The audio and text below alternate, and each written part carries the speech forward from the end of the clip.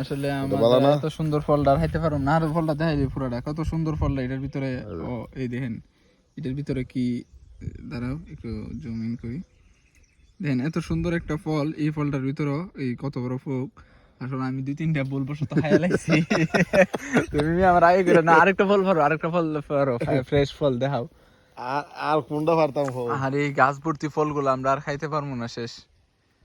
যদিও ফলগুলা ফাঁকনা হওয়াতে এই দেখেন কালো কালার আইছে, তবে প্রত্যেকটা ফলের ভিতরে, ফল বাহির থেকে অনেক সুন্দর দেখতে, কিন্তু ভিতরে আই সর্বনাশ,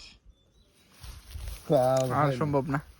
কিন্তু আমি যে 2-3টা যাই নিলাম, এটার 2-3টা ফুক গেছে।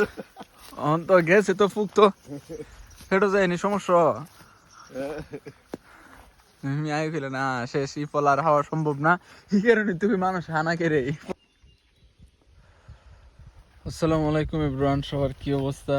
আমরা চেরি ফলের লাস্ট সিজনে, মানে লাস্ট দিনে চলে আসছি। সব গাছের ফল ফারা শেষ, শুধু আর এই কয়েকটা ফল রয়েছে। এটা তোমার মিষ্টি লাগতো না? একবারে যেটা একবারে খালো এটা মিষ্টি লাগে, মিষ্টি ভালো।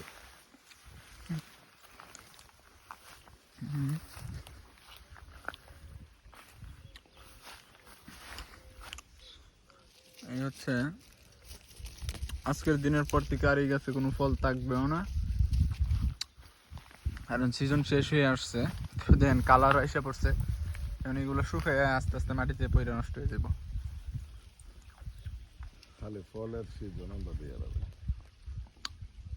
মিষ্টি ছিল পুরো হাইলি ছিল।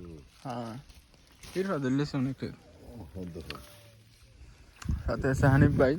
হানিফ ভাই আর আমি ওদের শুধু ফল হাই, ফল চেকিং করি আলি।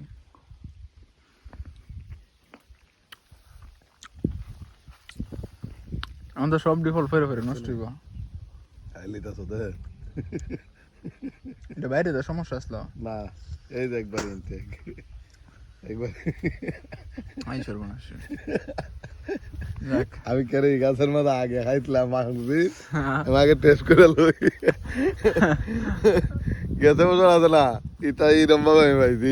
আগে তো পেটো চাইলে ভাই, পেটো যে মানুষের পেটো এসিড আছে। ওদিক আরেকটা ফল ইয়া করো, ওই তো মধু ও ফল ফাটতেছে।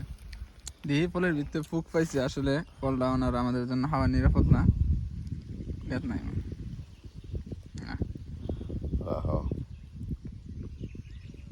ওই তো কো মাম্মা মিয়া বাপ্পা আঙ্কুল, এত সুন্দর ফুল ইয়া। আসলে